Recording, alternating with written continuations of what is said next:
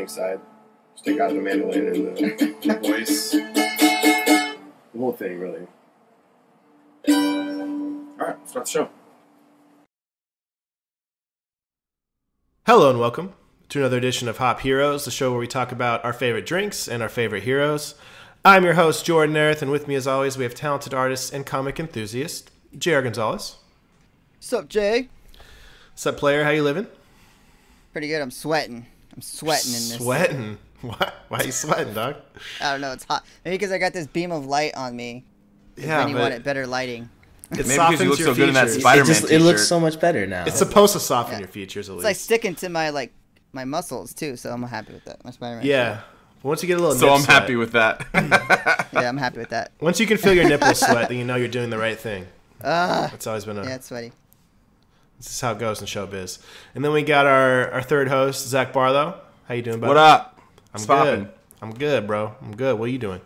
Just another busy ass weekend, bro. I went to PAX this weekend. It's a video game conference in Seattle. Shit was tight. Had a fantasy draft this weekend, and I'm gonna just run through this team, and you're gonna give it a grade right now. Ready? This is my starters: Tom Brady, Alvin Kamara, Terrible. Dalvin Cook, Terrible. Antonio Brown, Tyler Lockett, Austin Hooper, Kirk Cousins. Bears defense, gold for a kicker.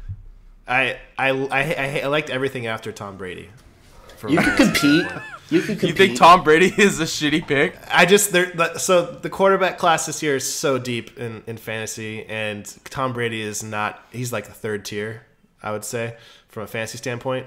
He just doesn't. He doesn't put up the yards. They run the ball so much now. You know, he only plays when he has to in like the fourth quarter. So I think Kirk will have a better year than Tom, if I'm being honest. But that's just my expert opinion. So fair enough. His expert opinion. Take with it what you will. I actually had a draft last week, and I got Russell in like the 12th round. Like, it's crazy how late these quarterbacks are going now. Insane. Yeah, that is crazy. But I do like your running backs and your receivers, especially TD Lockett, dog. He's about to get the fuck off the this Rocket. year. Let's go. I didn't hear your boy Metcalf though. You guys are like best friends now. I'm surprised you didn't draft him. I didn't draft him because I don't think that I'm scared of him. You're scared of him. I feel like he's injured. Like, what am I gonna do? No, I know. I just, you guys have like a background. it. You know, you guys work out together. I'll wait for him to come back and stuff, and then we'll figure that out. By that time, he'll be picked up already. So yeah. So that's the game. And then we got our guy in the chair, Vinny McBroom. How you doing, buddy? What's good, guys? What up? Doing well. I mean, World of Warcraft Classic is back. Yeah, that's. So, I thought we were just gonna move past that. 15-year-old me. Oh man, just playing it again. I thought we'd get through the intros at least without bringing that up. I stayed up way past my bedtime last night. Yeah, these guys are into it, and it's a blast. These guys. Don't say these guys, dog. Like, you're Don't not say on these classic guys. Like, either. you didn't play with us for like These an hour squares. before you decided you wanted to switch computers or whatever. Yeah, well, I wanted to go lay down and play, and then I realized I had to re-download it, and I couldn't have my account on two separate computers. But yeah, my name is Heartnet, and I'm a troll mage. So, troll priest actually. Just spreading the love, you know. All right, nerd. J-Heart. So, yeah, no, weekend's great, but let's get this rolling. I'm excited for this beverage. Vinny is very excited for this episode. The beverage is probably one reason, but the other reason he's probably incredibly erect right now is the topic. We're discussing Tokyo Ghost, one that Vinny's been pushing for 6 months now. Something that you've been trying to. Since you guys freaking like. I feel like he's been pushing Tokyo Ghost since like way before he even became the guy on the chair. Yeah. Even as a guest, he was like, "Dude, there's this thing called Tokyo Ghost. You guys should read it." And we're like, "Who the fuck is Vinny And then McBroom?" JR finally read it, yeah, and then convinced you guys.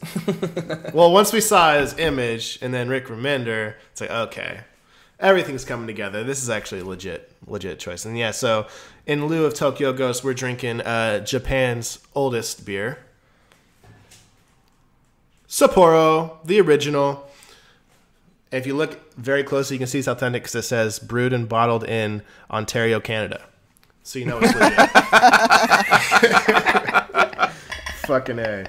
Hey, man, that's just because we're over here on the west side. You know what I mean? Shit. I didn't get a bottle opener. I didn't know this was I thought it was a twist off. Uh-oh. Oh, man. I'll be right back. No. You got to figure it out on air, Jordan. All right, so use your teeth. Let's see. I guess in the name of all this, I'll start reading shit on it. So, since 1876. So this is an old ass beer. 1876, dude. Are you serious? Sapporo, Wow. Japan's first beer. What? Premium beer. Discover the perfectly balanced taste that's irresistible to all, as you shall share rich moments with this masterpiece of the brewer's art.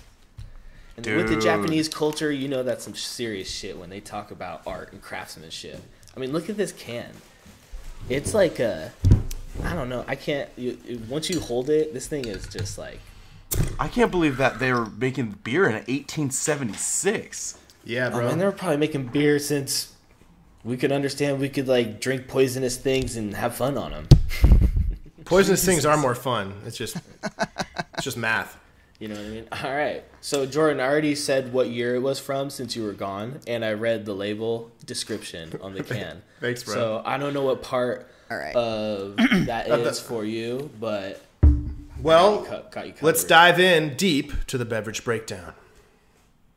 So, 1876 is when it was originated. It was actually the first beer in Japan, and it was originated by Seibe Nakagawa, who was actually a German-trained brewer. So he had a little German training, which I think obviously led to the aspiration to brew beer.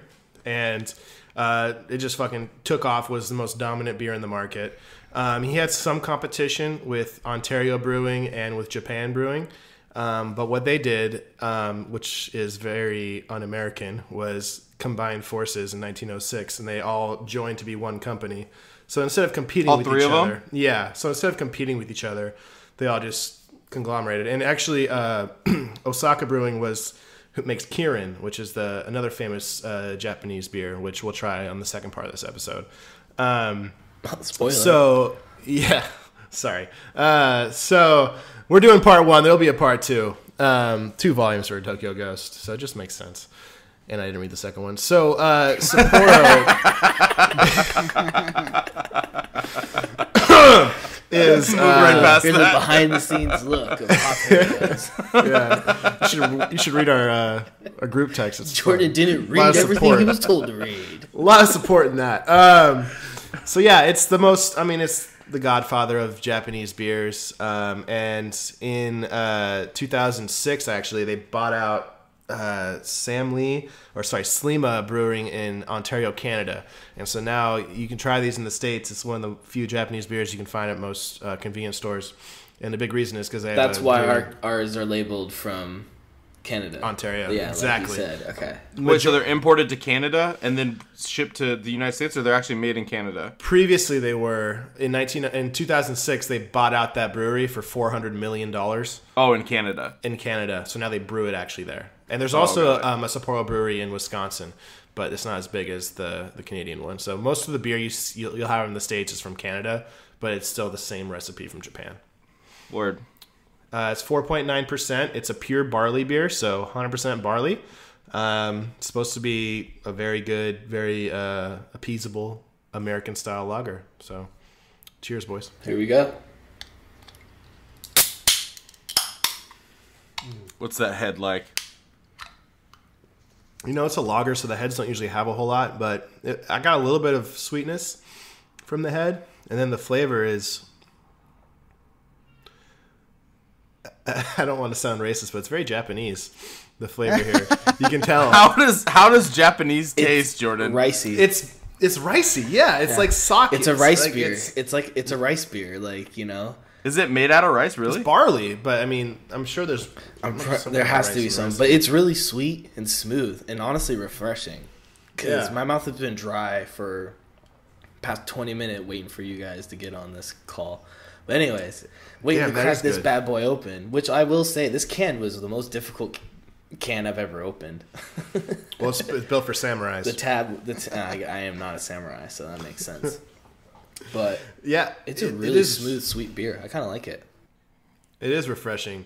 It's like a rice cracker with like a dollop of honey on it, like a very small little hint of honey. But it's very light, and you could drink a shit ton of these. So the 4.9%, that's going to be higher than your Coors Light and what have you. I got a pint, so I think I'm just going to drink this. Well, you know me in classic fashion, just get as many as you can. Is this our Got new 6 thing, of those Jordan? to go You buy through. six-pack bottles, and I just buy a pint. Yep, and we get through them through one episode. That's kind of the Okay. All right. this thing. So JR, are you drinking over there, buddy, or? I did. I wanted to get something. I didn't want to go with the technology that everybody's doing. I wanted to go ghost, so I went ahead and got a little something different. Ooh. What the Plot twist. Wait, what is he Oh, I see what he's doing. Can you I describe for our wanted- listeners? I didn't want to the be fuck? subscribed to the addiction of technology and go with what everybody's drinking. Oh, So I went and got my own okay. different Japanese alcohol beverage. Dude, that's like malt liquor. Asahi, right? It's not like I'm gonna drink the whole thing. I'm just gonna sip it. But I didn't. You guys wanna- shotgun it. I didn't want to succumb to the addiction of technology, and I wanted to be living in the green fields. Yeah. You're fucking. Oh wait, Zach's gonna go. Zach's get some gonna go something. try and Wait, one up what you is I now. he He started runs to something. the hallway. What Who is he fucking doing? knows? I started something. Yeah, Zach just I'm left. For moving. those of you not watching the video, he ran out of his room with We a have- huge grin. Yeah, about to grab he's gonna come back with So something I'll wait that's till gonna he piss gets me back. off. But yeah, I wanted to get a Asahi, super dry, and Okay. I wanted to get a little different here. I didn't want to succumb to it. So I like it. I like how you snuck up on that, JR. Yeah, like let's- how I hid that off to the side. Let's just say fuck the format and not listen to each other and just do whatever we want. Let's just all go rogue. I, You know? I will say. It's what we do anyways. It's drive each other crazy. on Flak. God damn it! And Zach is back. He was I'm taking all this sitting heat for behind not his reading the back. second volume. He's gonna upset me. I already know it. All right, what is it? What are you smiling about? God damn it! Yeah, dude, I'm also with the nature, and I didn't want to subscribe to the technology, so I went with the world's finest sake. Gaikaikon. He doesn't even know how to say it. Why do you have that in your fridge? Gaikaikon. 15.6%. Hey, So- pop that bottle. It's been All right, popped. let's do it. It's not fresh. Cheers. But, Hey, cheers, you guys. Cheers. Cheers. So Zach's Wait, going Zach's straight trying to sake. pour his. All right. for nature. Cheers. This is just out of control. Oh, that also Should we tastes do a- Japanese. Can I do a review? Of course. All right, so the head. The head of the sake. You seem to get like The head a. of the sake. It's the Like nose, some- bro. It's very alcohol-y. I don't want to say nail polish because that seems like The head it's, of the sake is alcohol-y. the head of the You're a sake poet. is alcohol. You're a fucking poet. It's very nail polishy. It's clear. It's kind of thick, like thicker than you'd like, especially because it's sitting in my cupboard, so it's warm as well. Not for too and it long, though. doesn't- You got it for this episode, so it hasn't been sitting there for... Well, I mean, since this morning, and it hasn't been. Its flavor is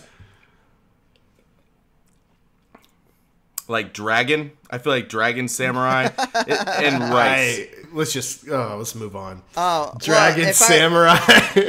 if we're gonna go samurai taste, mine tastes like Tom Cruise samurai. The last old Is yours and malt Samurai. liquor? No, the beer JR has was another one that I was gonna mention, but the two that I mentioned to you guys was just the two most popular ones. JR is drinking more of the underground popular beer. The can looks like a JR commercial hipster break. Japanese beer. I will say this about the sake though. That I just noticed it has legs God when you damn it. swirl it, which means it has like sugar content. Just which means is you kind of, haven't isn't that weird for a cleaned your liquor? glass appropriately. That's all that means. No, I'm serious. It has legs. It has sugar in it. Okay. That's a unique identifier. Bro, your sake was laced with opium. Hey man, Whoops. as long as it was natural. Whoops. As From long the as it's earth. natural. This is the most I'll fucking structured smoke it. beverage breakdown we've had yet. This is terrible. I love it. So we're all fans of the Japanese Hey, culture. but you know what? All drinking Japanese drinks for my favorite comic book Tokyo Ghost. So I'm It's happy. for you, Vin. It's for you, Vin. Thanks, guys. Thanks, man. All right. So I think it's time we all sit around crisscross applesauce and listen to JR's story time. All right, so we're getting into Tokyo Ghost. Publication date was September 2015. Obviously, we know who the writer is, Rick Remender. Artist is Sean Murphy, colored by Matt Hollingsworth. And it's set in the year 2089. People who are addicted to technology have succumbed to allowing themselves to basically disintegrate. This is set in the town of Los Angeles. They call it the Isle of Los Angeles. And basically it's the world in utter chaos, but also reliant on addiction to technology, being entertained, being fed, being I guess just wasting away at life. And this story tells of two people who are trying to fight that, really, and trying to do something different and live the life in their garden, as a reference, in their personal garden that they have. And that starts with Constables Debbie Decay and Led Dent. Debbie Decay's real name is Debbie Jacobs. Led Dent, who is the super-powered, addicted to technology, aka Teddy Dennis. And they're off to save the world, and that's kind of where it starts. Yeah, when you say addicted to technology, it's like, it's interesting because it is technology, but it's basically a drug, right? It's not just like, oh, I love TV. Yeah, it's like nano-tech is what they call it, and it's where everybody is. I wrote this down. It's basically everybody. It's like a digital fix. It's like a serum, and they pour it into themselves, and wherever they go, they have this nanotech, and what it does is it eases your emotional fixes. If you're too high or you're too low, you can adjust, like a volume. It helps with physical alterations. Basically, in the book, it regulates people. He talks about how it regulates, individuals to what they need, and everybody's on it. Everybody's addicted to it, and including one of the main characters. And what's the catch? The catch is it's a drug. Like any other drug, it destroys you eventually, and you start to decay. And actually, the government, or some of the main characters here, some of the villains like Mr. Flak, use it to kind of decipher societies, low class, high class. And then obviously the main villain here is Davy Trauma, and how he uses it to control, and how he needs everybody, how he's able to take over people's minds, and just another signal to attach to, basically, when you inject it to yourself. Okay. I would also argue that one of the catches is that they are unplugged from the real world around them, and in being unplugged from that, the world around them is like continuing to decay and crumble, and resources are being taken away, and so on and so forth, and nobody's really doing anything about it. That instead they're just choosing to plug in and watch their shows and hit their nanotech or whatever, and just kind of like escape, but that doesn't change their circumstances, like physical circumstances. Right. Yeah, exactly. That's true. Especially Dent. I mean, he's just a fucking mauler that is addicted to TVs. Like, I mean, it's very societal, right? It's very current because of all the social medias going on and everything on their phones. Everybody, like, when you go into the comic and you look, everybody's got little pop-up screens in front of them. They're all just watching just nonsense, just commercials, bullshit, and they're all just caught up in this. And so, like, the world around them is decaying, like you said, and they're all just happy-go-lucky because they're watching their fucking favorite game show. Yeah. And it's funny that, so I didn't know that Debbie's real last name was Jacobs. Like when Debbie Decay, I thought that was her name. But her last name's Decay, and we've already said Decay 3 times in the intro of the story arc, and she's the only one that's anti-tech, right? Or non-tech, yeah, she doesn't inject, exactly. Which is a really important part of the story, because she doesn't inject herself. She doesn't watch TV. In fact, she gives a we can get there. I mean, we can start going story by story. Want to go start from the beginning to the end? Sure. All right. So obviously in the beginning, Debbie and Dent are looking for Davy Trauma. He's like a corrupt mob boss. He's killed massive amounts of people. And they're looking for him by finding one of his thugs and looking for information. So that's how the story starts. It starts off quick, violent, chaotic. Right?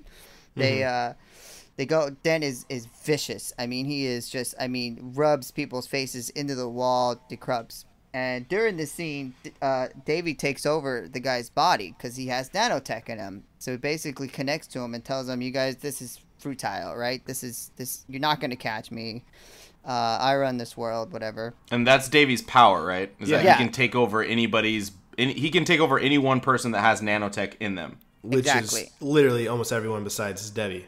So he Yeah. can basically Right. possess anybody. And I don't know, I really liked Davey, and I thought that he gave off... You guys ever seen Clockwork Orange?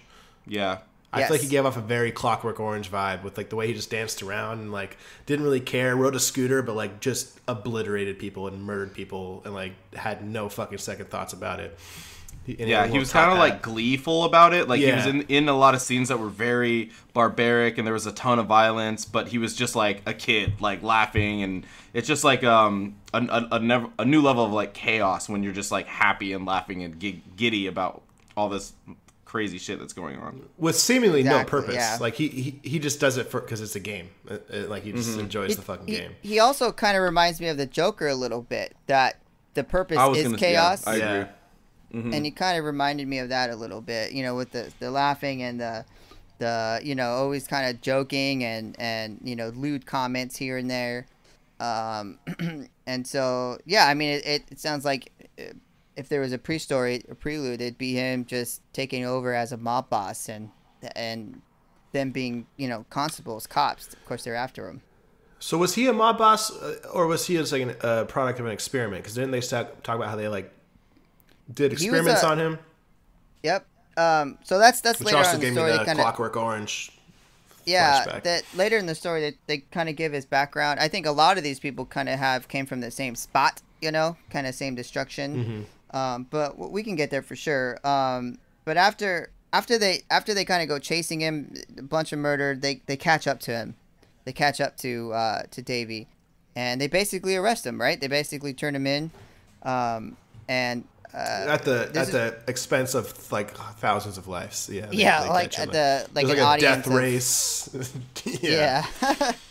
And so basically, this is kind of where you find out that there's another tier of kind of like a government, and it's not like our government where it's presidents and senate and governors and mayors and all those kind of. It's a guy who basically created like this big conglomerate, and that's Mr. Flak, and they go to Flak Tower, and basically this is where Debbie and Dent want to give up and move on, and just got this like secret alternative motive to go to Tokyo, because that's where the last of the natural world lives, I guess. And yeah, so that's where they call go. it like there's like this big war, and they call it the Big Melt, I think. Yeah. At least they referenced that once. And so like Tokyo went to a non-tech after this great war, but like the only civilization they know of that went non-tech. And Flak is the emperor, or what have you, of is it just Los Angeles, or is it the States that he's like the god of, or the emperor of? Do we know? It doesn't really say anything about the world. It just they kind of go into like Los Angeles. Kind of reminds me of that Kurt Russell movie. Where where it's like Los Angeles is an island, and the rest of the world is dead. Or if you want to get to comics, like Judge Dredd, where it's just that the rest of the world is dead. It's just the city. So that kind of reminded me of that. And that makes sense. So yeah, he's kind of like this big, and they call him the Big Dick because his dick hangs out the whole time. He doesn't wear pants the whole time. There's so many dicks in this, and what really grosses me out is he's like surrounded by women, like naked women, and it's very Rick Remender-y Because you remember Low, like when they went to the fucking like civilization, Like the colony, orgies? there's orgies that whenever shit gets apocalyptic, there's gonna be orgies. So like it's not all bad, guys. According People to just Remender. give up and just have sex with But everybody. but he gets out of the bath and he's just standing there with a pipe and he's just got a robe and his dick's just hanging out. And then he walks away and then the girls start drinking his bath water. And I was just like, oh, that's one of the grossest, because this guy is not appealing. Even if he was appealing, even if it was fucking Channing Tatum getting out of a bathtub. But it's not who's about gonna want that, to drink that though. fucking bath water? It's about how toxic the world is and how polluted everything is. There is no such thing as clean water. That guy is bathing in clean water. Yeah. So those women are drinking their clean water when they can. It's sad. Like it's a fucked up scenario because that's how toxic the water is. It melts your skin. And that's the other thing about Tokyo that I think we should mention is that Tokyo is not only the only place left without tech, but it's the only place left with like natural resources. Right. Like the LA Isles are basic. I mean, people are drinking bathwater at this point. Like they're running out of resources, and everybody's on tech. And so that's like an additional kind of reason why Mr. Flak is interested in sending his best agents to Tokyo, because he wants their resources. But it's also, at this part of the story where Jared's describing, it's a rumor. They don't necessarily know, because there's the EMP field that destroys all digital tech, so nobody can scan or radar or find out anything about Tokyo in Japan. Yeah. Yeah, so and this is kind of where the story kind of continues. Yeah, so go ahead. What's the next step, JR? So the next step is where, like I said, Debbie and Dent, have this like ulterior motive. They want to retire. They want to move on. She wants him to get him out. She's been trying to get him off of this drug, this nano-tech, and get him off of this and let's revisit that though, because this is Debbie's mission, right? But this really isn't Dent's mission. He's just a fucking mindless goon doing whatever he's directed to at this point. Yeah, he's basically a robot. It's really what he is. What's the origin of that? How did he become this monster, and why is Debbie in love with him? That's definitely. It'll get there. Because do you want to go there, or should I go down the whole story? Because it's okay. Yeah. Go at your speed. Sorry, I'm not trying. Okay. So anyway, so at this point, Flak has a new assignment for them, because they're, like Vinny said, there's this rumor that's about it. But when they catch Davey has all this information about Tokyo, and so now they're kind of showing about how his brain was, this is where they talk about him and how he got basically experimented on, how he got alterated. He's much further into being less human and more technology, and how he was digging into the government resources, digging into their, information, and how he found out about Tokyo. So this is how Flak found out about Tokyo. And this is why he's decided to send Debbie, Decay, and Led Dent out there to go find out. And there's a mob boss out there too. Find out who's going on, what's going on with them. And he's basically given this a new assignment. And that's them heading out to Tokyo. Okay. Which is where she wanted to go anyways. Yeah, she wants to retire. She wants away from technology, and there's a good purpose for that. So after that, and this is I'll get into that. This is after they go out and they're assigned to this. She thinks that she's thinking that does he know what we're doing? Does he not know what we're doing? There's this mind game, and basically they head up on a submarine and head to Tokyo. And this is where the flashback comes in, right? This is where you were talking about why is Dent the way he is. And this is why they fell in love. And basically they started off as like any other kid in the world, right? I mean, they wanted something better. They were thrown into this like poverty with technology, which is kind of weird. But Debbie saw what it did to her parents. Her dad had died, who was the good parent, and her mom was just addicted. There's like this scene where her like tubes coming out of her vajayjay, and she's overweight, and she gets in the way of her mom watching TV, and she just screams at her. So she doesn't want any part. Her vajayjay. So she doesn't want any part of it, And she she finds this little kid, and it's Teddy Dennis, and he's got this little thing on his face about technology, and she basically rips it off and basically pulls him in to her life, and they start becoming shows him friends the and family. world. Shows him the world, Yeah. And all during this time, he's starting to detox a little bit, and she's helping him out so that they have sex and in the submarine. And Are you talking about like present time, not the flashback? yeah, present time, Okay. because there's this back and forth for sure. But So- yeah, so but why does he go into that mode? Like, what happens to him? Oh, why you go into like the robot mode, the killing mode. Yeah, I feel like it's important for their relationship to talk about like Yeah. what happens. And so during this time in there, and he's detoxing, and there's this flashback. She tells you why he goes into this.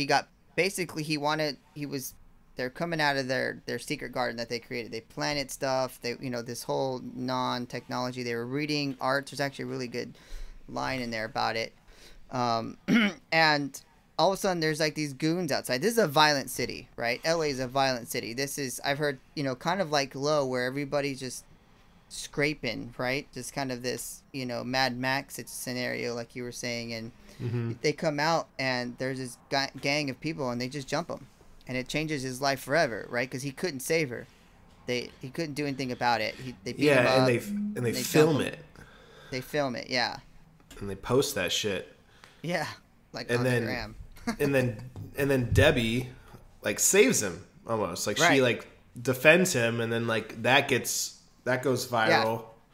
And I sent Vinny a slide that I thought was hilarious in the comic. I laughed a lot during this comic. There's a lot of fucking great humor, but there's a image of them all sitting in their classroom, all on their phones, watching this video of the fight, and the fucking teacher's watching it, and he goes, "Son, you are a grade A pussy."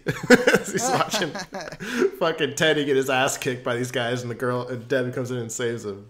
So it's just like, that's the Yeah. fucking society they live in. Like, it's all about who can one up the other, and it doesn't matter how they do it. Exactly.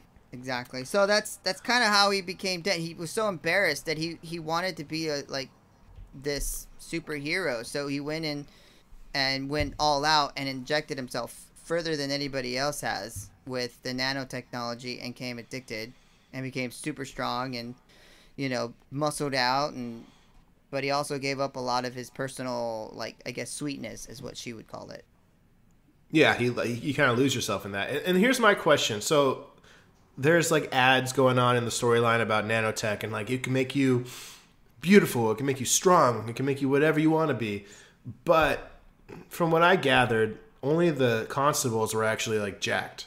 Like everybody else is kind of still fat and shit. So what does the nanotech do? Do we know that? So I'm pretty sure there's like different variations, just like plastic surgery. It's kind of hinted throughout, like when they talk about physical altercation, like physical, what your body looks like. There's probably ways to enhance, your strength, and there's probably ways that just like class, like if you're a constable, you're gonna get a different serum than someone sitting at home on their sofa. They're probably just get fat and watch TV all day. So I'm pretty sure there's like different variations of the serum. And different people, like Davey, obviously he's almost his whole body is a robot. He's got an arm, he's got his eye, he can shoot rockets out of his back. So Okay, so they saw potential in Teddy. That's why they gave him the Constable like jacked up serum. Like he was like the perfect Yeah. subject. Yeah, he goes through a series of classes, and like the people who graduate, if you will, and he was top honors, and they do have a special serum that makes them jack, strength, agility boosters, you name it, all that kind of sci-fi jack. And then, but everything else, you got to remember that everybody else has is purely entertainment.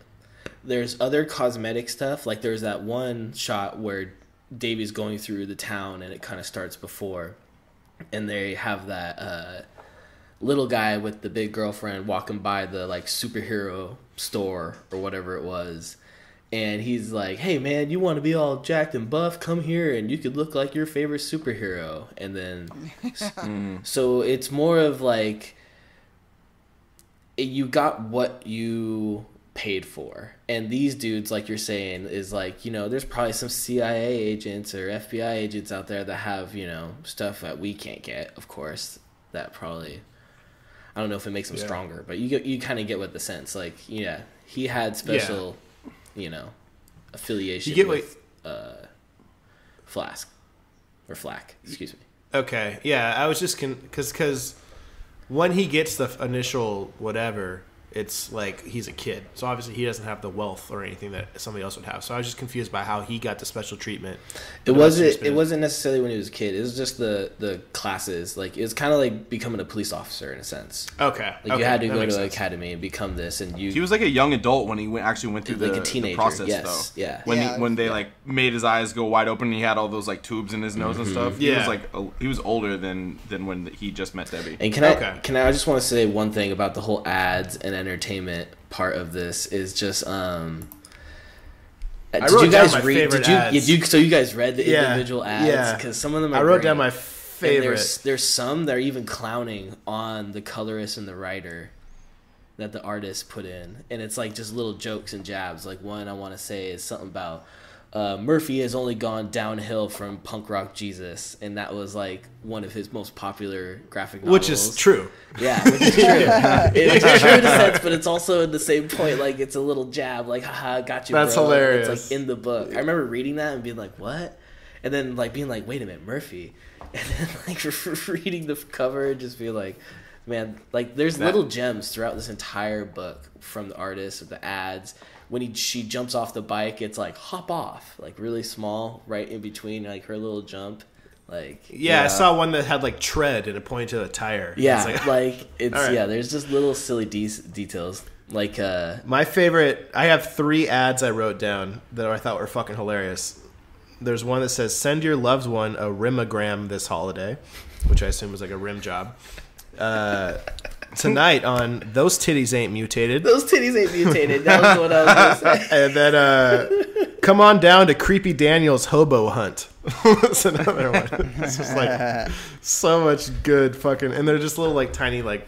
There was one that Bubbles. said, I think it was like, buy roofies, and she loses weight immediately or something like that. And it was just like, oh my god, this is so Jesus bad. Christ. This future. Yeah, I'll get into it a little bit, but this is like this is nothing like the feel I got from Low, and I feel like this was Remender's attempt at like a Garth Ennis-esque Just like plot, just some fucked up just shit. Yeah. extreme like chaos, fucking gore, fucking let it all out, like let some rage out, man. Yeah. Let's test let's push it. You know? So where did we leave off? They were just about to leave for Tokyo, right, JR?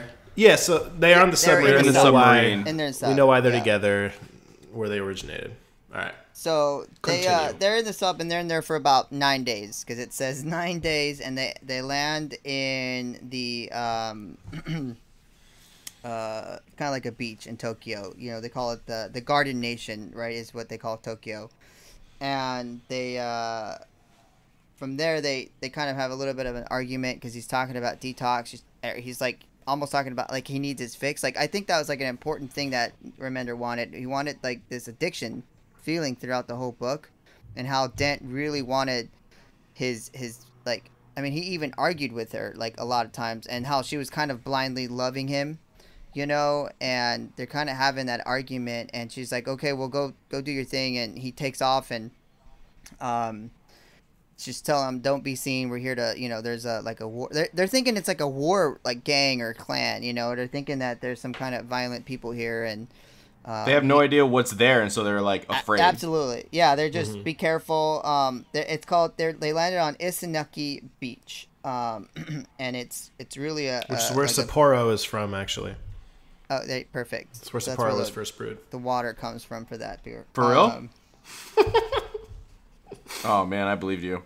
No. Damn it. You sounded so serious. You were just like, oh, by the way, that's where I was like, oh, I think all right, I might have I'll buy mentioned it. that in the beverage breakdown. That would have but- been perfect.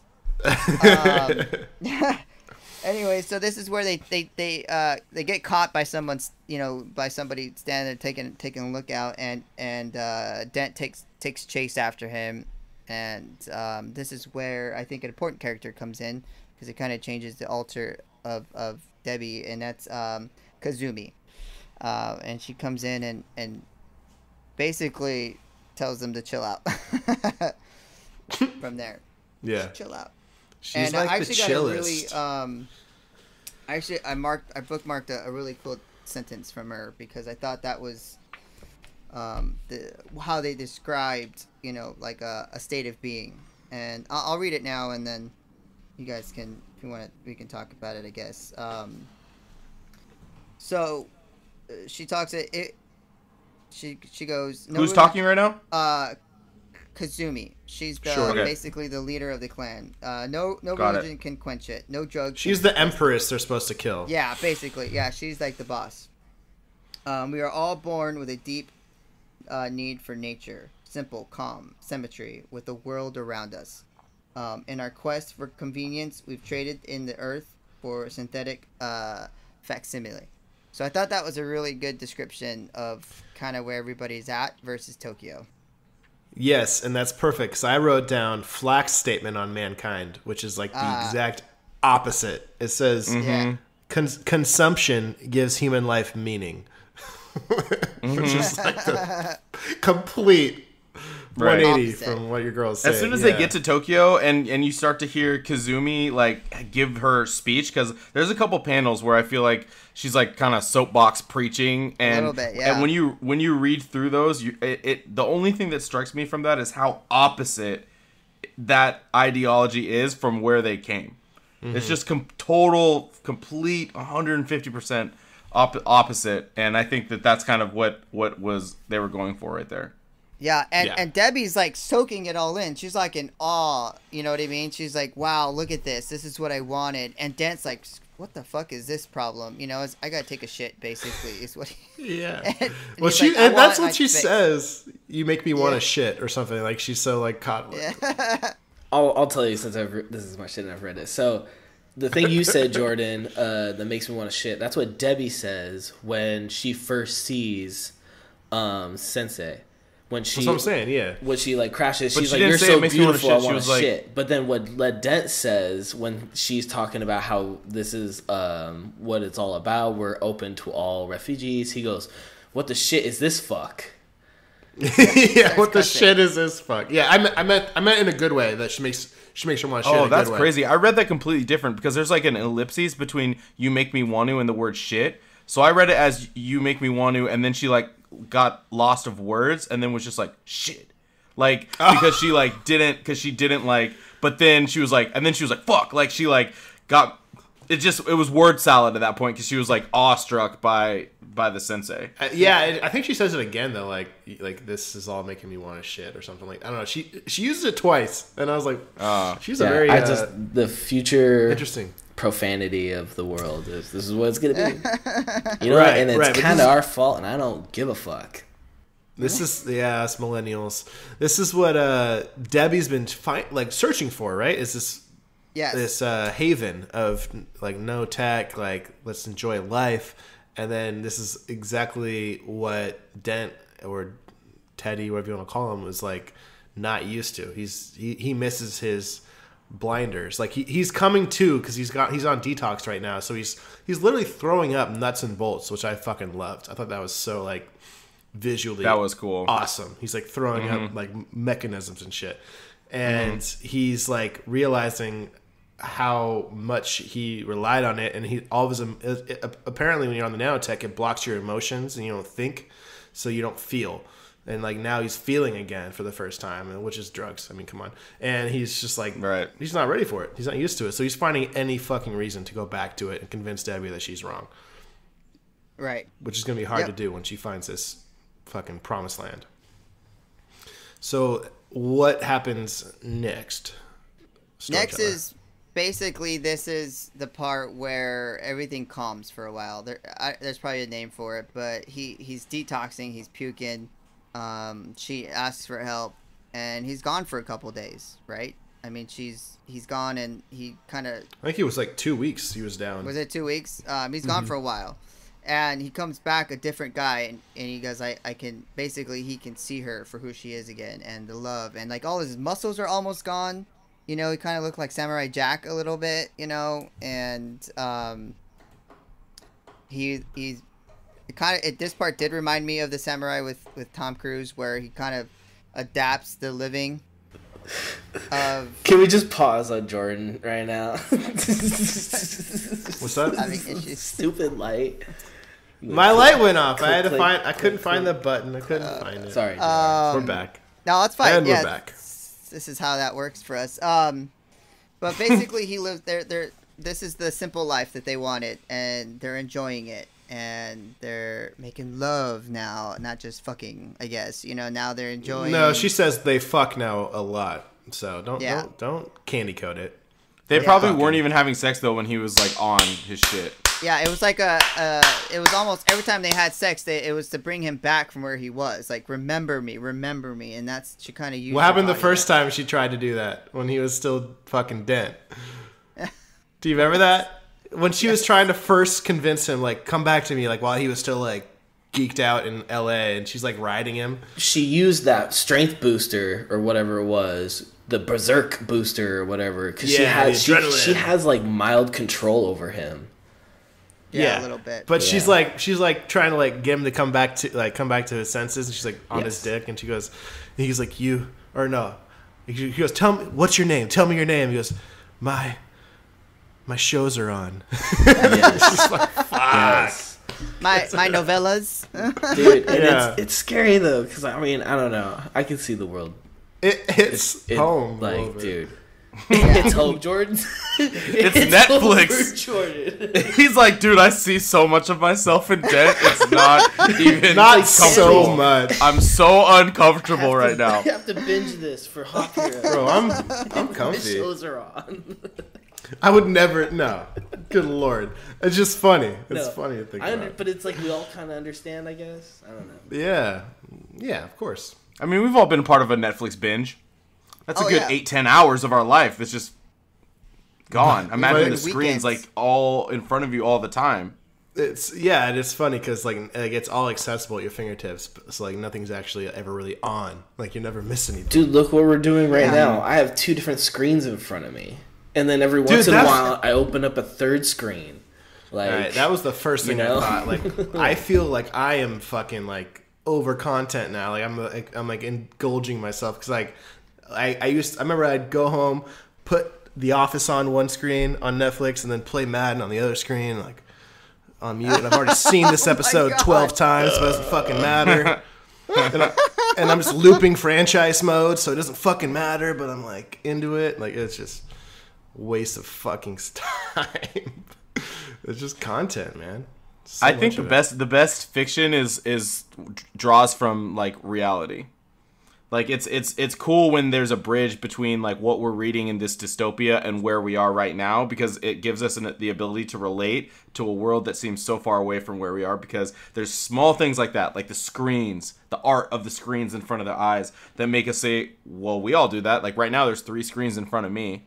And I think that like because we can understand that, it makes the dystopia feel a little bit heavier and like kind of scary. Like actually real. Yeah. It's addicting sure. Like I understand the addiction. Like, just this weekend, getting this GoPro and trying to get it set up for this is not working right now. Was, like, so stressful. Because you're trying to get this fucking thing to work, and you're trying to get it to work in a way that's, different than, I guess, most. But it's still technology. You're, like, excited about it. Then you're looking for stuff to go with it, like accessories. You know what I mean? So it's like when you you need more. You just bought something, but you know what you need? Probably more. More. Yeah, it's like when you buy a cell phone, but like, oh, I gotta buy this case for it. I gotta buy this watch for it. Oh, I gotta get some Beat headphones for it. And it's like addicting, and I can see that coming, through for sure the page. It's just like, man, I need to stop reading this because it's making me feel like crap. Yeah, no, dude, it really has that effect sometimes. Like you're just like, does. damn, dude, like I need to like, especially because I would read it on my phone digitally. So I'm like playing World of Warcraft with my homies, and I'm like spending way too much time on that, and then I go home or go to bed and I lay down, and the first thing I do is pull up this technology comic book on my phone screen, and I'm like going through it, and I'm just like, dude, this is making me feel weird, bro. Like I was judging as I was swiping. The comic book is judging me. I'm being judged by this story as I read it. Right. I felt dirty. Man. I felt so dirty. It's rough. But let's get back to the story. Things are getting better for Debbie and Dent. Debbie found you her know what? husband. He's Teddy Yes. now. He's Teddy now. He's no longer Dent. He is. Yeah, he's back to He's Teddy Tom Dent. Cruise Back in to The Teddy. Last Samurai. Yeah, he's back. Tom Cruise. Things are getting better. or have gotten better. But of course, anything that gets better, something always happens, it gets worse. And something from the past always comes back to haunt you in the future sometimes too, right? In the present. And that's where Dent comes into play. Because he went on this ravage. Everybody that he killed was these bullies that picked on him. And he went on this like ravage kill, and it's coming to haunt him back. And him and Debbie are out in the pool doing, their stuff, stuff. And they're fucking. Yeah, they're doing stuff. And this character that we kind of got introduced kind of like throughout this was a character called Mash, and kind of, one-legged pirate league Japanese looking guy, one eye covered. And looks like he's been through some shit. Yeah, something gave him happened to some shit when they first arrived, and then Right. pretend it was a joke. Yeah. And he stands over Debbie and Dent, and she kind of calls up to him. She's like, "What are you doing, you pervert?" Because he was kind of watching them have sex, and basically, which they're in public naked. I mean, come on, true. they're like in a pond. Like everybody's Public. That's Yeah, but they thought they were by Yeah, man, themselves. they're I out mean, in it's the middle like of it's nowhere. weird to just like watch. So Jordan, like, would you that's- watch some people who thought they were by themselves? I know I would. Okay, If no. they're a in little public. of a romantic pond lovemaking session? No, I feel like the normal thing to do if you're the pirate guy is I to might see it and be like, "Oh shit," and then and then walk, walk away. away. Yeah. for sure, Like- for like, sure. give them He their was camping. privacy. He was camping. So we all vote that Jordan's the one-legged pirate guy. Yeah. Wait. Okay, I thought you were the guy in the chair. What are you doing? Oh Trying shit! to put on Hold on, let me shit? go back. All right.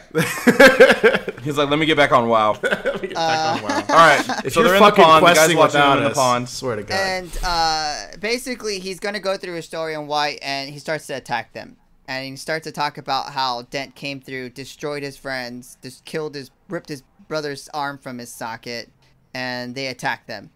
And this kind of becomes a turning point, as NFL Films uses that term when, for a football life. Ba-da-dun-dun-dun-dun. Yeah, and this is a good turning point, because this is where the story turns to bad, because this is where, like I said, everything catches up to Dent, and everything that Debbie's been trying to go for starts to disappear. And basically, Dent gets hurt and stabbed, and Debbie asks for help, and Kazumi comes back, and she can heal, right? We probably didn't talk about her powers, so let's talk about her powers right now, because I think this is really Yeah, important. Kazumi's a beast. She Yeah. heals Debbie when she breaks her arm or whatever. Yeah, she kind of has these like healing powers, and She detoxed Teddy or she detox Dent. Teddy, and She can make nature grow. yeah, she makes Yeah. nature grow.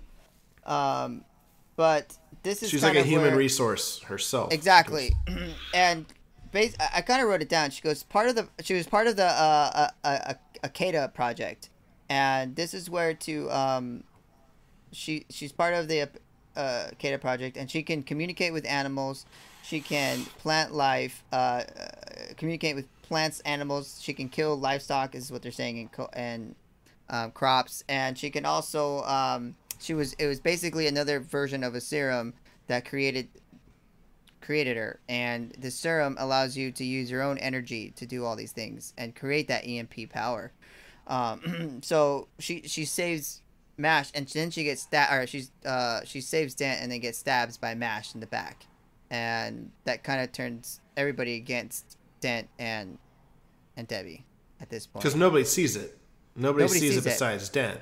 Right. So they all think that Dent murked her, not the Yeah, fucking and then the village local. shows up, and Dent's all bloody and shit, and he's next to Kazumi, and Kazumi just got stabbed, and so they're all just like, "Oh, you fucking murdered our leader." Which I was pretty upset about, because fucking Debbie's Kazumi was fighting- still alive though right at that point. Right, and so there's That's things. a plot hole. There's a few things here that upset me. So Debbie was fighting alongside Dent the whole time, or Teddy, and then he falls off the waterfall, and I'm sure she's handling her own shit up there, but like he took 4 arrows through himself, and then a fucking like knife or whatever you call it with the 2 prongs through his stomach, and then like Debbie's watching it, and she's still fighting, and then she goes, "Hey, watch your step." And like he's fighting, like he's like fine, and he's like she doesn't say anything about how he's been stabbed 4 times, and then he falls off the waterfall.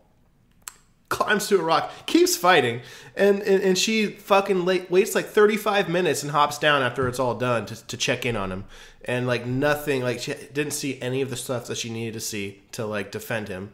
And I don't know, and then he gets there and she's still alive and she's on her deathbed talking and doesn't say anything about doesn't say anything about who stabbed her. Yeah. Doesn't say anything about like relinquishing. Doesn't try Dent. to convince the village that he's innocent. No, like that seems like the first thing that would happen if she was still alive talking. Like, no, that's not how it happened. This is what happened. And then the whole aftermath of that blowback would have just been dissipated. Like, it wouldn't have happened. But yeah, for whatever reason, they never had that conversation. Wait. There has to be a story. Fanboy's got a story. Let's go. No, but all I was gonna say is I wanted to mention for that last battle scene, which is awesome. It's an awesome freaking few pages of battle. You gotta remember, Teddy is no longer led Dent. So there's some stuff where he's trying to train as a samurai, and he's terrible at combat. He's back to being weak Teddy, the whole reason why he became led Dent. So, like, in that battle, he's getting murked left and right just because he's not the man who he was, which Debbie is badass, no doubt. And Always been. She's like, consistently badass. Exactly. She never needed the drugs. But the one thing I will say about your guys' plot hole is I think you're missing the point of when Led Dent gets all injured and fights. Doesn't he crawl back to the submarine? Yeah, this is I think what they're talking about is this. All that could have been avoided. That hasn't happened yet. Right, Yeah. he goes back while this is happening. He goes back because he's such a baby, basically. Teddy is goes, weak. Oh, I got my ass kicked again. He's and emotionally she weak. saved Well, me. he was Saved gonna by somebody die. else. I mean, he was stabbed like 15 he's times. like- He was gonna die. He was gonna die, but he's like such a child about it. Instead of dying like a warrior, or like being thankful, he goes back and injects himself with the nano stuff, and he's like, "This is how it has to be. This is the only way it can be." And Which is like what Debbie would probably rather have him die. Yeah, than she didn't go want back him to back that. like that. Exactly. You disagree? Yeah, that's debatable. I think that she would. I think at this point that is true. I think right here she wanted him back as not to go back to that demon basically, but back to what they had that moment. So this is like she had him, so she knew. So it wasn't like she would always wonder what. Right. She had him. The one thing I'll say about that is that if she doesn't know what's going to happen next, and if you put her in the context of what's happening, I feel like she would want him to live. She would not shoot him up, though. No, I don't know. I mean, that's a debate that could take 30 more minutes. Let's just. All right, fans, you heard it. Buckle in. Pull over to the side of the road when you're listening in the car. It's gonna get real. So left off in the submarine, let's say. Oh yeah, left off in the submarine, and basically he connects himself. Himself, and guess who pops up on the screen? Davey Chama, and says, because as soon as he shoots the nano-tech, he's back online. And Davey's like, "What's up, bro?" Like, pops in his IMs, like, "Where you been?" Slides into his DMs. Yeah, slides into those DMs immediately. Hey, what's good? Yeah. And from there, this is kind of where it gets a little scary because now he's controlled by Flak. So now who becomes the ultimate villain again? It's is it Flak or is it Davey? Davey is Darth Vader. Flak is the Emperor. Yeah, and so it he starts to say, hey dude, you need to go do your job, which is basically blow up the whole island, and so they could take it over.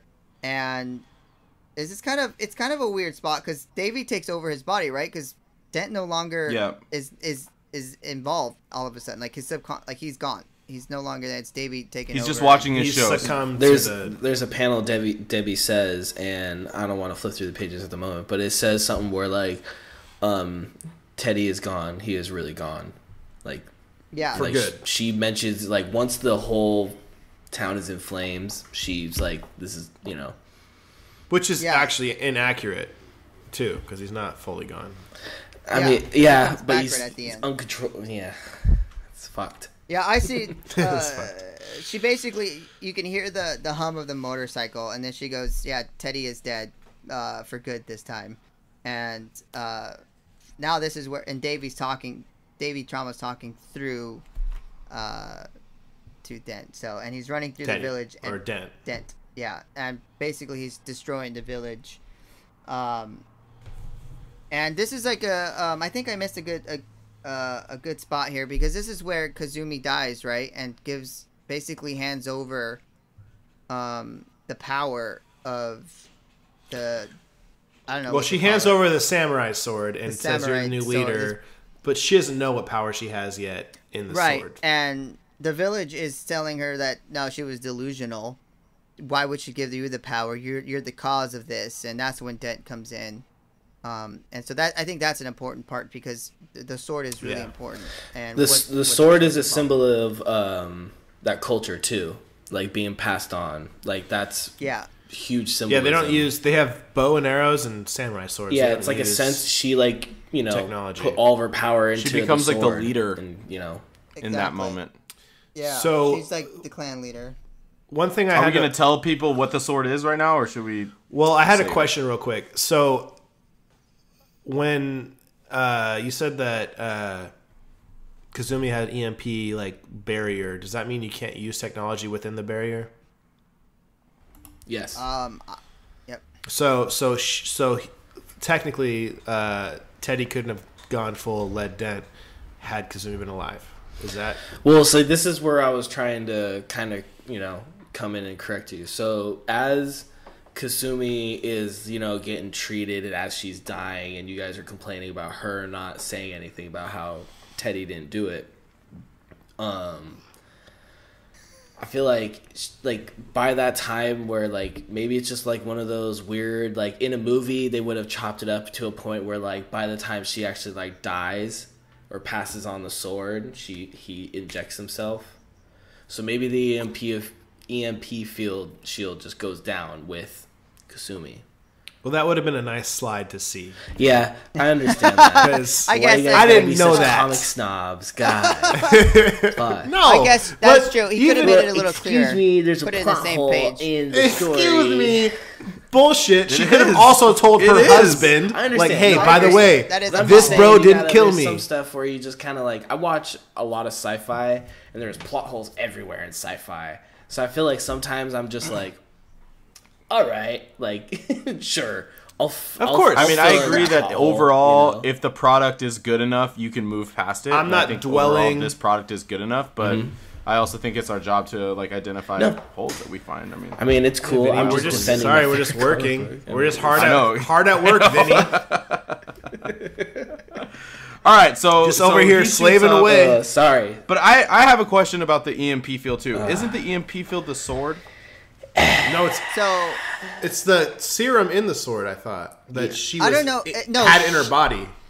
yeah, because Kazumi is the EMP, because that's where they talk about how they use the syringe. energy That's why to project the power. That's why I'm saying when she's dead, everything you can use technology there. EMP is I gone. thought it was- It's Yeah, the but syringe. Led didn't Yeah, know yeah. that. He was just getting Yeah. his Which fix so we when this just happened. jumped. We just jumped the plot that JR was gonna get to because you guys' Oh. questions. That's okay. Fucking That's You know what? okay. So I will say this. This is a shout out to my dad because I would ask questions during movies and he would always interrupt me and be like, you know what? Your questions will be answered. Just watch the fucking movie. Just watch it. That's what your dad would say. Your questions will be answered. Jesus, sounds like movie watching growing up was an intense.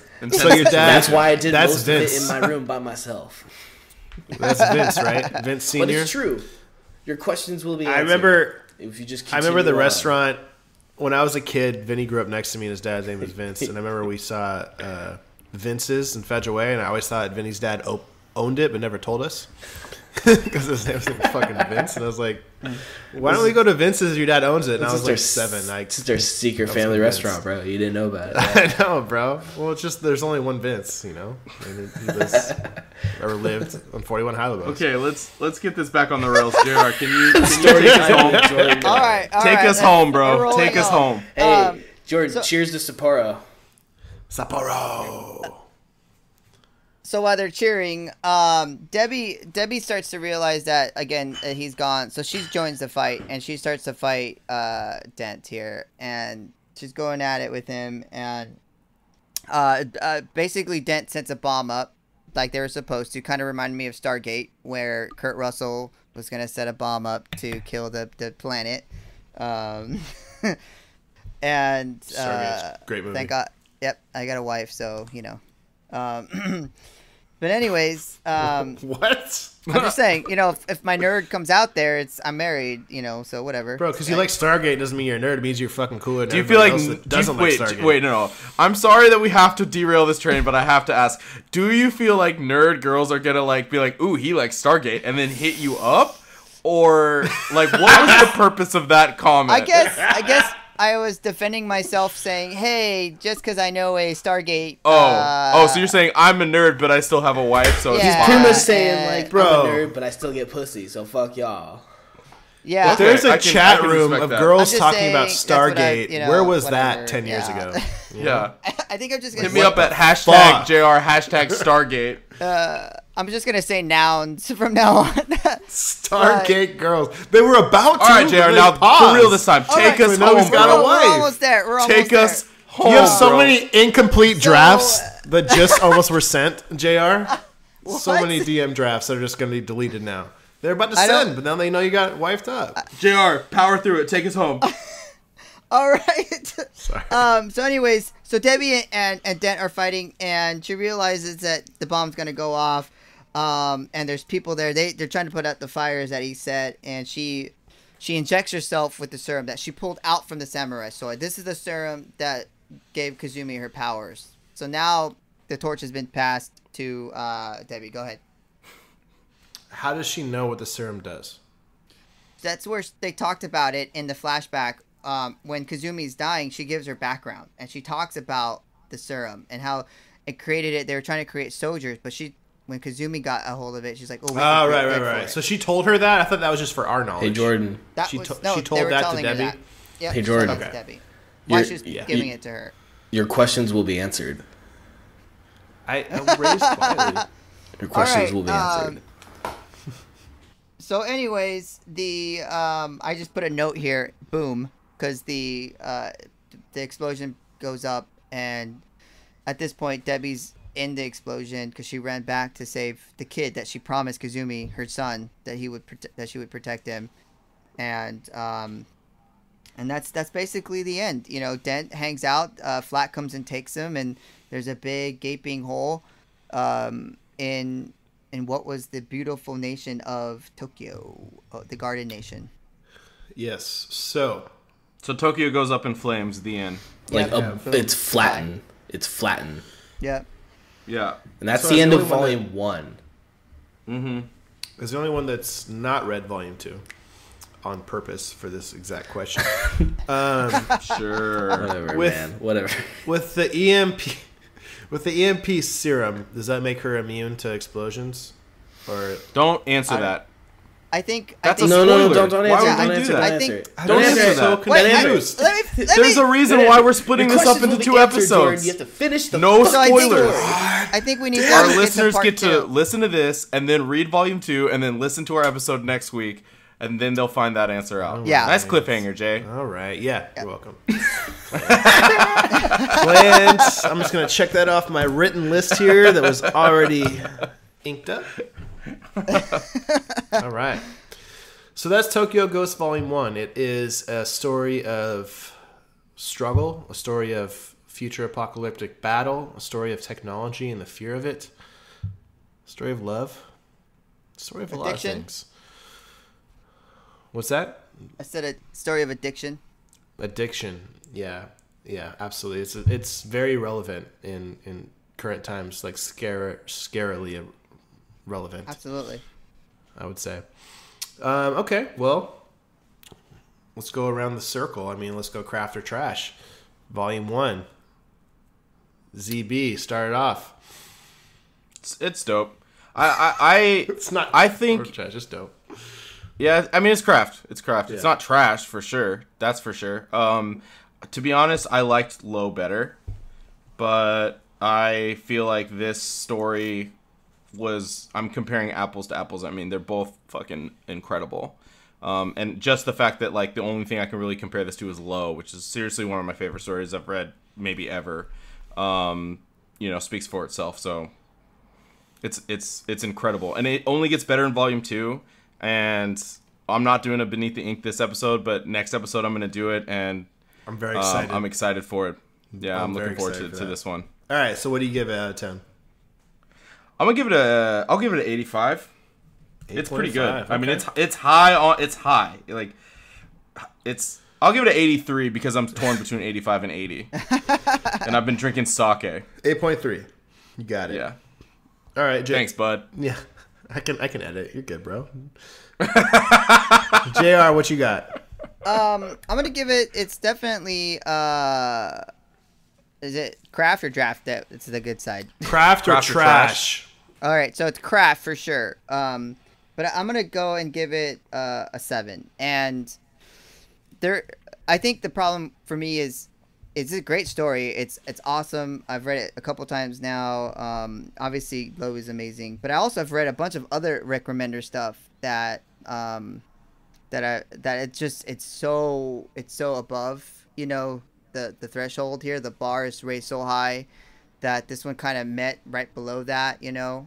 It's above other comics, but I mean, there's some stuff, man, that I've read that he is. I'm itching to read, and I flew through this comic like I did anything else, but just compared to his other works, it's just not at the top of the mark here. So I'm gonna give it a 7. It's still a great number, and if he hadn't written such other great things, I don't think I would be blinded by those. But this could easily be somebody else's best thing they've ever done in their life. Absolutely, yeah. But Vinny just so happens that we're talking about like the GOAT. I feel like we're talking like it's like watching LeBron play, and he'll like end the game with like 27, 8, and 5 or something, and we're just like, that was an okay game. But like that's just because like his stat line is ridiculous. Yeah, it's ridiculous. Yeah, and so I just want to like push that point home. It's really good, but I mean the writer that we're talking about is just consistently amazing. So that's the only thing. I haven't read Vinny's one not bad even story on from him. the feed. Yeah, he won't care. I'll give it a craft, but it's a low craft. I thought it was good. I liked it. I do think it was a little. I feel like the storyline's been used. I feel like Idiocracy was very similar. I mean, the characters definitely very, very unique. But Idiocracy, Ready Player One, you know, this post-apocalyptic Mad Max. Yeah, but I saw a lot of Mad Max in there. More so tech, you know, like involved in the tech side of it. Like if you go watch Idiocracy, everybody's like got their goggles on, just sitting in a living room chair, drinking Gatorade, and just like zoning out and becoming mush. Oh, like Wall-E? Basically. I brought that up again. Still never seen Wall-E. Dude, he finds how do you manage to bring up Wall-E in every single episode? Wall-E I feel like you bring it up Frasier once an episode. So fucking often. Do I got to get my pop figures of Wall-E out? I'll go Nope. get You know it what? right now. Nope. Jared, when's your birthday? You don't. You're good. I'm actually making a July- statement, guys, and July my 9th. feelings are All right, so if you guys are still listening in July, that July 9th week, we're gonna do a Wall-E episode. So down Sure. for that. Fuck. Yeah. As long as you remind us in a year from now. The Wall-E Bro, I graphic smoke weed. novel. That ain't happening. Exactly. No, but I thought that. Christ, yeah, this is gonna be lost in the abyss. I felt like the premise was not the most original, but I felt like the execution was strong, and I thought the art was amazing. Like the images. What was his name? Sean Murphy. Sean Murphy Yeah, was the color. artist. The colorist is a big deal too. The colorist was a big deal. Yeah, Hollingsworth. Hollingsworth, like Sam or something, Matt. or Matt. Matt Hollingsworth. Okay. It's your good Classic Matty. old fashioned American name, Matt. Good old Matthew. No, with 3 U's. And... 4 Ks and 3 U's. God damn it! This Sapporo got me drunk. Fuck. I love it. I'm fucking hammered. I didn't think it was the greatest thing, but I did think it was good. And I am excited to read the second volume. I just don't know what's gonna happen, and I really am confused by the ending because like she got the EMP and then she burst. But what was happening? But I will say I was pretty fucked up when I started reading this a few nights ago, and I had to reread it again sober because it was a lot to take in when you're drinking. Like I didn't know the worlds and like the society, and I had to reread it a couple times. That first issue is a lot. Yeah. It's not easy to like just hop on like, oh yeah, I'm in. Like it's a world where it's created slowly, and I recommend doing it sober. I've heard that a couple times. Yeah, it's True, it's difficult to obtain off the first bat, but it is fucking like the characters are there. I will say one thing: Rick Remender loves his strong female leads. Like the guy loves his strong female leads, which is cool, and he does it well. He does it well. It's not like overly tough. I don't like the attire for most of it. Like I feel like it's very like just nothing. Like barely wearing enough to like go out in public every time. I mean, that sounds cool to me. I don't know. But it's just, I mean... So you've never played Street Fighter? I've definitely played Street Fighter, so... You don't like those? All right, never mind. Go ahead. you got a poster of Chun-Li in your room, bro? Shelf it. Shelf it. All right, so I give it a 6. It's a craft, but not my favorite. Okay. All right, Vinny, save the day. Bring it home. This is your baby. Well, yeah, as I mentioned before, this is probably my favorite miniseries. With that being said, of all time, yes, I will say, like, just because I have a little bit of nostalgia feeling for it too, because this was probably like one of the first series I ever fully read. We're talking volume 1 too, not the whole thing. I know. So I'm gonna break that down, but that's why I'm saying this is like my favorite miniseries. Which I will when I first moved to Tacoma. Oh shoot, it's probably like 4 years now, possibly 5. The first comic book shop I still go to, Destiny City Comics. Shout out to Mike. He recommended this to me because he was like, "What do you like?" And I was like, "Firefly and all this other sci-fi and random fantasy shit." And he was like, "You should try Tokyo Ghost," because I love martial arts and all the samurai shit. And I fell in love with it. Read it, immediately bought the second volume. Almost bought a variant with a autograph covered, but it was too expensive. But anyways. For my rating for volume 1, I think I'll do it 8.5. For your favorite of all time? But I'm only splitting it up for volume 1. You got to read that volume 2, dog. All right. Because the one thing about volume 1 that I loved is it definitely just drops you into this world that you got to just absorb all this information to just like have the feeling and setting of. Like, I've reread this first volume. I actually, before we recorded this, I reread it just to refresh my memory on everything. That's probably the one volume I've reread the most out of everything, on my shelf behind me. And that's probably the third or fourth. No, I would say that's the fourth time I've reread that. And I feel like every time I reread it, I like it a little bit more. Just because, like, we talked about the ads. There's a little teeny things, like the art the artist did on that I just love. Because I love geeking out on the art, I think, the most about comics. And that's another reason why I fell in love with this, because it felt like a puzzle almost. Because there's the death races they're at. I'm, like, going through reading every single little ad. There's a pinball machine that someone's using. And I can't remember what it says. But it says, like, Black Magic on the side. So I looked up Black Magic. That's another comic book, so they threw kind of like a cameo in there and stuff. So you went on Easter egg hunt. Yeah, like I said, I've reread this a couple times. Yeah, but overall, like this first volume, I think 8.5. That's what I said, right? Yeah. Yep. Yeah, you're still there. You're good. Sapporo. All right, so Sapporo will get you. Sapporo. It'll get you drunk. Sapporo. So that gives us a craft rating of 7.5 for the volume 1. That's good. Which I think is fair. That's good. It's respectable, but it's not like it's not gonna blow you away. But it's better than it's on the better side. I feel like that's a solid. But I think like, I'm also happy. Judging it pretty hard because, like you guys said, you've read a lot of Remender stuff, and I've. Oh, for sure. And I feel like sure. I was one of the first ones I ever read. So hopefully, if you never read it, you're gonna fall in love with it too. We're just being snobs. Okay, you're right. And I said that. I mean, I said if this was anybody else's work, we'd be like, this is the best thing they've ever done. I mean, but you have to take it all into context. It's all. I mean, yeah, we've read so many great stories. Wall, and I'm kind of like behind it, like. Fuck you, That is not biased and then I kind of go back at all here. Hide back behind your fanboy wall.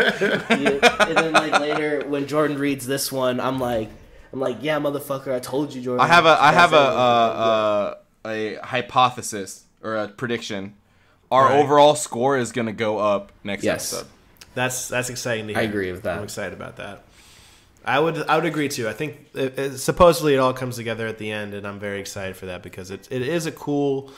I love the characters, the world. I'm a little disappointed in because it's very similar to a lot of things I've seen, but the characters are awesome. So I'm excited to see how it all comes to resolution. Vinny, do you like this or low better? What'd you ask? Sorry. Tokyo Ghost or low? Which one did you like better? To be honest, I wasn't on that low episode, and I still haven't read low. Oh, and this reminds me, since I shouted out Mike, and if he's probably listening, I'm gonna pick that up. I know I ordered it, and I'm behind on my subscription, but don't worry, bro. Like, I'm gonna come pick it up, Mike. Don't sell my issues of House of X and Power Mike, of X. I'm gonna sorry. pick them up. It's just I'm busy. I'm like a new dad or something, right? That's a good excuse. Mike, he loves you. It's weird. He talks about you all the time, like Love you, Mike. amounts. So he does love you. All right, let's plug it up before we head out. What we got to plug? JR, you got anything?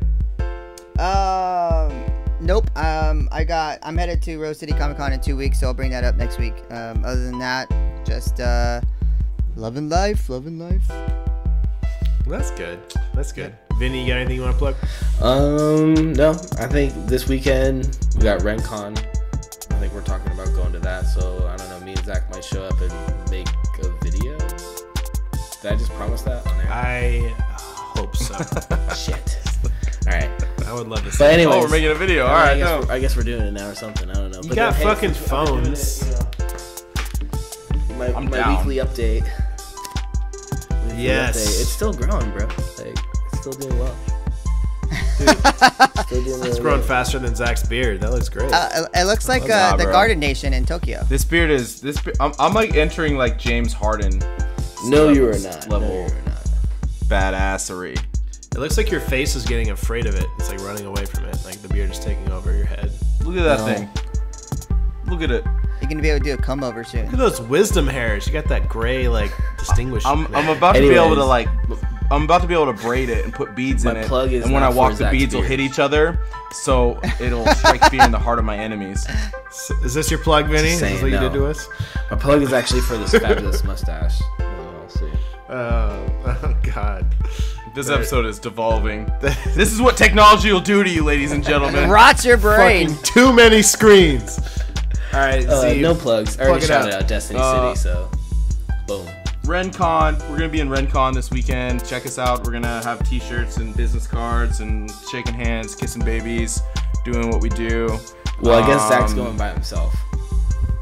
No, I'm definitely going with you. And our Oz.com, ourzenith.com. We got amazing podcasts as always. Sleep Easy, Tectonic Shifts, Hop Heroes. It's all fucking dope.